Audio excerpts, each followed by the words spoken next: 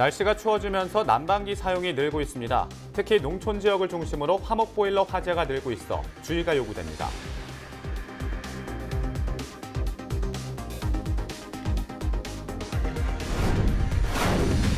상가가 밀집한 전통시장은 불이 나면 큰 피해로 이어질 수 있습니다.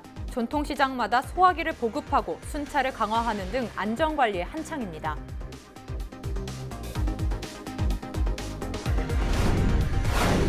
기온이 내려가면서 자동차 화재도 잇따라 발생하고 있습니다. 엔진 과열과 전기적 요인이 원인으로 분석됐습니다.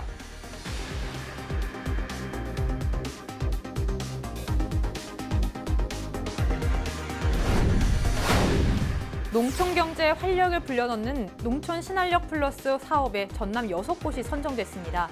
인구 유입과 일자리 창출에 도움이 될 전망입니다.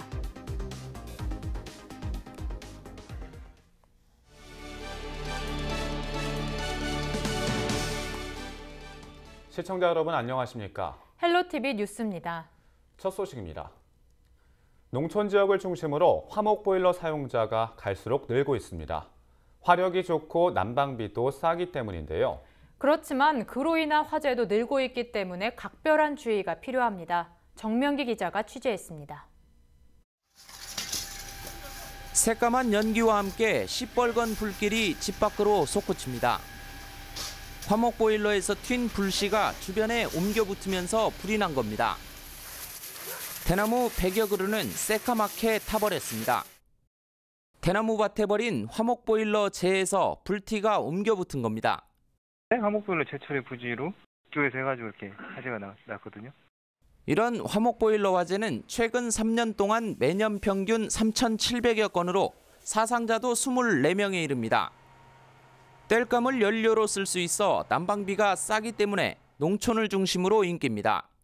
화목보일러 떼시던 분들은 기름보일러를 못 떼신다 그래요. 왜냐하면 화력이 그만큼 안 나오고 돈이 많이 들어가기 때문에. 그렇지만 불티가 많이 튀고 연통에 재가 쌓일 경우 과열로 인한 화재 위험이 도사립니다. 그 때문에 화목보일러 주변엔 불에 쉽게 타는 물질을 두지 말고 배출구는 자주 청소해야 합니다. 특히 불이 났을 때를 대비해 근처에 소화기를 둬야 하고 화재 감지기를 설치하는 게 안전합니다. 최근 화목보일러로 인해 불이 났던 집인데요. 당시 근처에 뒀던 소화기로 빠르게 대응해 피해를 줄였습니다. 소방서는 화목보일러를 사용하는 집과 취급 업체를 대상으로 예방 순찰을 강화하고 있습니다. 화목보일러 안전사용 수칙을 제작 배부하였고 또한 의용소방대원 및 마을 이장 등을 대상으로 화목보일러 안전사용법 교육 및 화재 예방 캠페인, SNS 문자 안내 등을 적극 추진하고 있습니다. 화재 대부분이 사용자가 조심히 다루지 않아 일어나기 때문에 각별히 조심해야 합니다. 헬로티비 뉴스 정명기입니다. 앞에서 보신 것처럼 화목보일러 화재도 위험하지만 재래시장에서 불이 날 경우 큰 화재로 이어질 우려가 높은데요. 올해 초 재래시장에서 불이 나면서 큰 피해로 이어질 뻔하기도 했습니다. 보도에 박종호 기자입니다. 새카만 연기가 하늘을 가득 채웁니다. 상가를 뒤덮은 불길은 건물을 집어삼킬 듯합니다. 지난 1월 7일 오전 6시 30분쯤 목포시 산정동 중앙시장의 한 식당가에서 화재가 발생했습니다. 자고 있었는데 가게에 이 뻥뻥 소리가 나는 거예요. 이 뭔 소리도 하고 가게 눈을 뜨고 보니까 여기에 불길이 섰더라고요. 1시간 만에 불은 잡혔지만 점포 39개 가운데 13곳이 잿더미로 변했습니다. 다행히 인명피해는 발생하지 않았지만 소방서 추산 3억 6천여만 원의 재산 피해가 발생했습니다. 지난 1월 17일 목포 중앙식료시장에서도 불이 났습니다. 식자재 마트에서 불이 나 점포 2곳이 피해를 입었습니다. 최근 5년 동안 전남 지역 전통시장에서 발생한 화재는 모두 8건으로 인명피해 2건과 재산피해 19억 6천만 원을 기록했습니다. 원인별로는 정기적 요인이 3건, 부주의 3건, 원인 미상 2건 등입니다. 전통시장은 건물이 노후화되고 소규모 점포 등 밀집도가 높아 대형 화재의 위험이 높습니다. 전남 소방본부는 소화기 보급을 확대하고 취약 시간대 화재 예방 순찰 강화와 상인의 대상 안전교육 정례화 등 전통시장 화재 안전관리 대책을 추진할 계획입니다. 전통시장은 노후된 건물과 소규모 점포 등의 밀집도가 높아 대형 화재 우려가 있습니다. 특히 올해에는 도내 18개 시장에 전통시장 전문 의용 소방대를 발대해 현재 운영 중에 있습니다. 시장 상인과 인근 의용소방대원으로 구성된 전문 의용 소방대는 교육 및 훈련을 통해 소방시설 점검, 야간 순찰, 화재 시 초기 대응, 피난 유도 등 화재 예방 및 대응에 중요한 임무를 맡고 있습니다.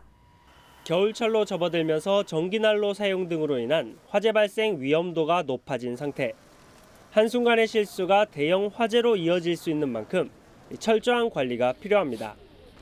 헬로티비 뉴스 박정호입니다. 그런가 하면 건조한 겨울철에 화재 위험이 높은 건 건물이나 전통시장뿐만이 아닙니다. 달리는 자동차 역시도 화재가 빈번하게 발생하고 있는데요. 방심하고 있다가 한순간에 소중한 생명과 재산을 잃을 수 있는 차량 화재 현황을 고정민 기자가 살펴봤습니다. 차량 앞부분이 형체를 알아보기 어려울 정도로 새까맣게 녹아내렸습니다. 여수 시내를 달리던 화물차에서 불이 난 겁니다. 소방당국은 엔진룸 과열 때문에 차에서 불이 난 것으로 보고 있습니다. 대형 화물차들이 시뻘건 화염에 휩싸였습니다. 화순의 한 차고지에서 화재가 발생해 화물차와 건설장비 10대가 불에 탄 겁니다. 당시 화재 현장 주변에 사람이 없어 인명피해는 없었지만 10억 원에 가까운 재산 피해를 입었습니다. 공터에 주차된 차량에서 화재가 났고요. 한 10대가량 전소됐습니다. 인명피해는 없네요. 최근 5년 동안 광주 전남의 차량 화재 현황을 살펴봤더니 1,700여 건이 발생한 것으로 나타났습니다. 차량 화재가 하루에 한 대꼴로 발생한 겁니다. 이 가운데 전남에서 발생한 차량 화재는 1,200여 건, 전체 화재 건수의 70%를 차지하고 있습니다. 계절별로 보면 다른 계절에 비해 겨울철이 31%로 차량 화재가 가장 많았습니다.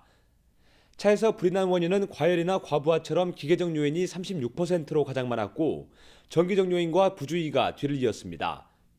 겨울철 차량 화재를 예방하기 위해선 엔진룸 덮개를 열어 쌓인 먼지나 찌꺼기를 청소해주는 게 가장 중요합니다. 특히 7만 킬로미터 넘게 주행했다면 엔진 부분에 붙은 연료 찌꺼기를 말끔히 제거해야 합니다.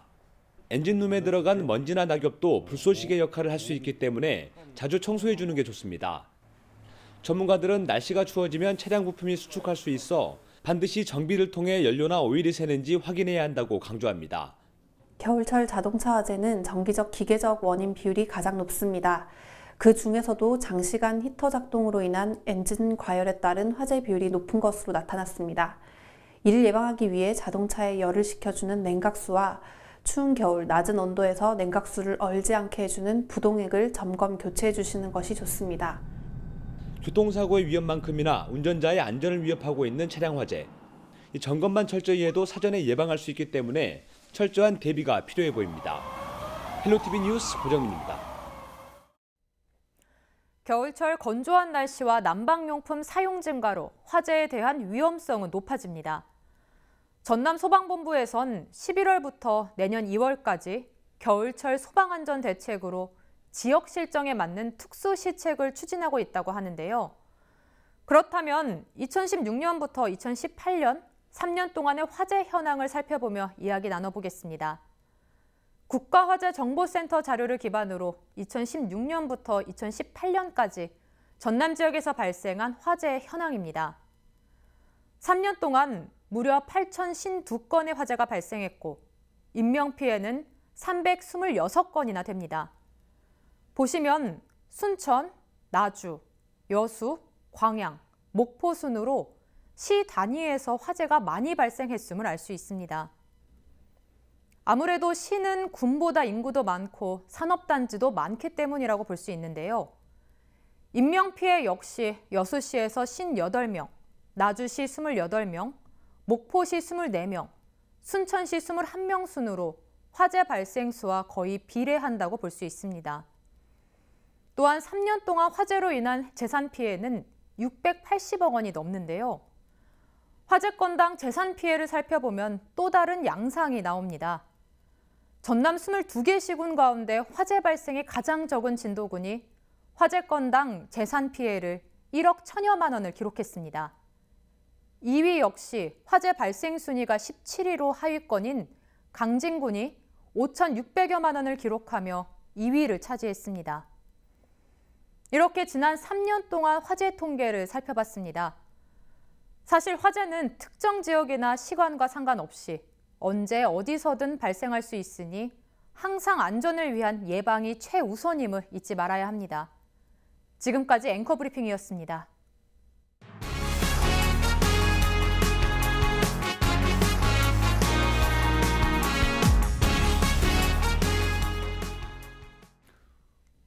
정부의 내년도 농촌 신활력 플러스 사업에 전남 6개 시군이 선정됐습니다. 농촌 신활력 플러스 사업은 산업 고도화와 사회적 경제 조직 육성, 일자리 창출 등 자립적 지역 발전 기반을 구축하는 사업입니다. 이번에 선정된 곳은 광양과 고흥, 해남, 나주, 곡성, 구례 등 모두 6곳입니다. 선정된 6개 시군에는 오는 2023년까지 4년간 각각 70억 원씩 420억 원이 지원됩니다. 남해안 신성장 관광벨트 조성 사업이 탄력을 받을 것으로 보입니다. 전라남도는 내년 국고 예산에 관광문화 분야로 1,587억 원을 확보했다고 밝혔습니다. 남해안 신성장 관광벨트 조성 사업은 인접 지역인 경남과 부산을 포함해 29개 시군의 역사와 문화자원, 섬과 해양자원 등 관광자원을 연계한 대규모 광역권 개발 사업입니다.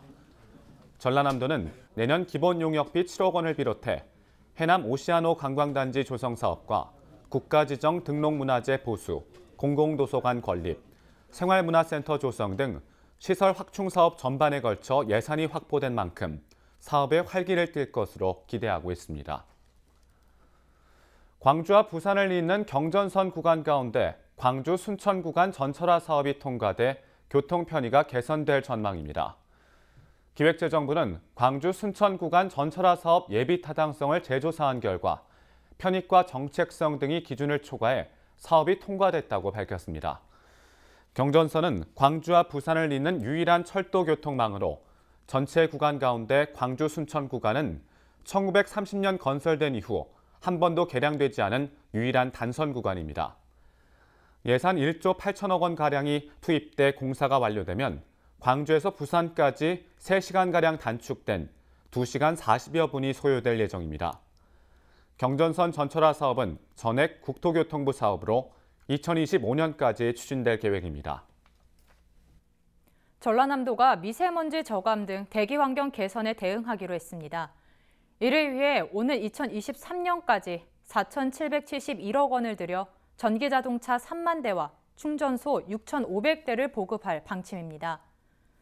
현재 전남에는 전기자동차 2,500대와 충전소 2,000대가 보급돼 있습니다. 전라남도는 전기자동차 활성화를 위해 보조금 지원도 확대하기로 했는데요. 시 군비를 기존 10%에서 20%로 확대하고 도 자체 사업으로 한 대당 도비보조금 360만 원을 지원할 계획입니다.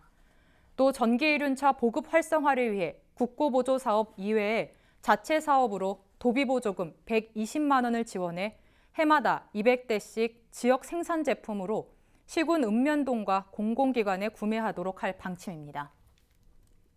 무안에서 영광까지 5분이면 오갈 수 있는 칠산대교가 본격 개통했습니다. 국도 77호선의 미개통 구간인 칠산대교는 무안군 해제면 도리포에서 영광군 염산면 황화도를 잇는 1.82km의 해상 교량입니다. 지난 2012년 9월 착공에 들어갔으며 사업비 1,628억 원이 투입됐습니다. 칠산대교 개통으로 무안군과 영광군의 거리는 기존 62km에서 3km로 가까워지고 운행 시간도 70분에서 5분으로 대폭 단축됐습니다. 올해 해남을 찾은 관광객 수가 200만 명을 넘어설 것으로 전망되고 있습니다. 해남군이 지역 방문객을 집계한 결과 11월 말 현재 195만여 명이 해남을 다녀간 것으로 집계됐습니다. 지난해 135만 명보다 1.5배 늘어난 수치입니다.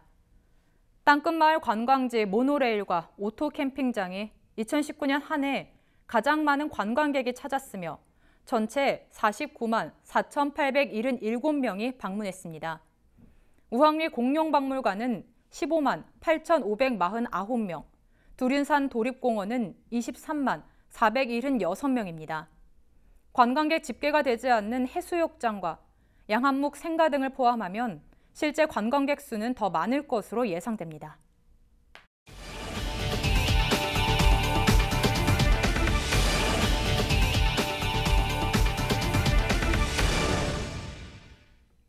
연말연시를 맞아 각 지자체마다 올해 마지막 회의를 열어 내년도 예산안 심사와 행정사무감사를 벌이고 있는데요. 목포시의회가 42일 동안 진행된 352회 2차 정례회를 끝으로 올해 의정 활동을 마무리했습니다. 목포시의회는 이번 정례회에서 3회 추경과 내년도 예산안을 심사하고 각종 부의 안건을 처리했습니다. 이어 행정사무감사 결과보고서를 채택하고 올해 마지막 시정 질문을 통해 아쉽거나 잘못된 행정을 바로잡을 수 있도록 권고했습니다. 정례회 마지막 날에는 목포대 의과대학과 부속병원 설립을 촉구하는 건의문을 채택했습니다. 여수 초도항에는 여객선 대합실이 낡고 좁아 이용자들의 불편이 잇따랐는데요. 사업비 7억 원을 들인 초도항 여객선 대합실 신축 공사가 마무리돼 이용자들의 편의가 향상될 전망입니다. 여수지방해양수산청은 삼산면 국가어항인 초도항에 7억 원을 투입해 대합실을 신축했다고 밝혔습니다. 대합실 기능뿐 아니라 삼산면 주민들의 다목적 공간으로 활용할 수 있도록 설계됐습니다. 전라남도와 일부 지자체가 농민들을 대상으로 수당을 지급하기로 했는데요. 영암군이 23일부터 농어민 공익수당을 지급합니다.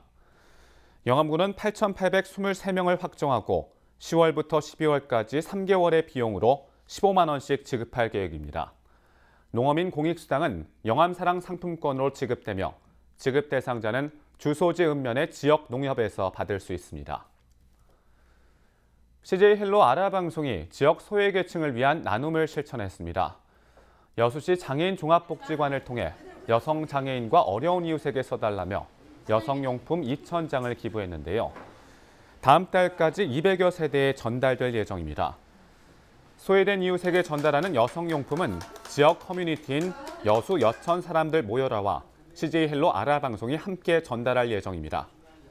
여수시 장애인 종합복지관은 연말 어려운 이웃에 대한 지속적인 관심과 지원을 당부했습니다.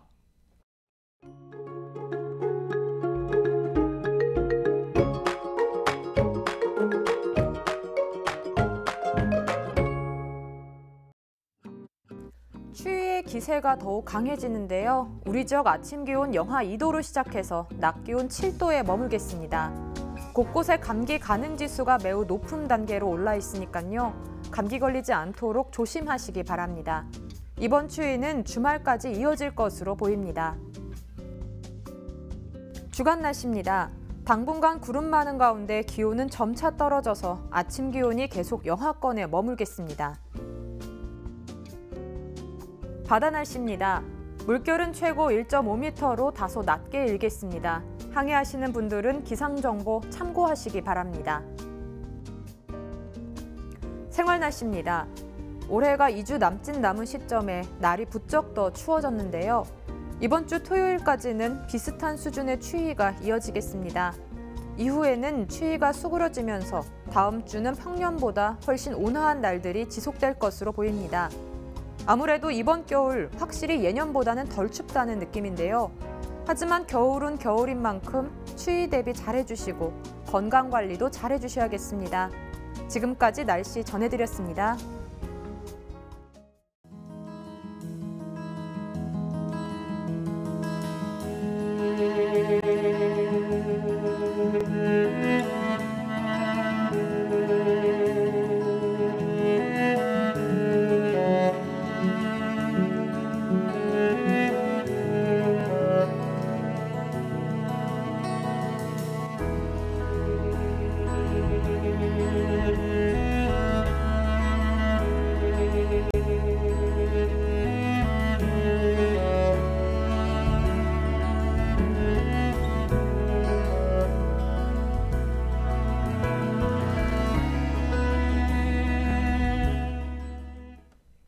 이상으로 헬로티비 뉴스를 마칩니다. 저희는 언제나 지역 주민 여러분 곁에 있겠습니다. 고맙습니다.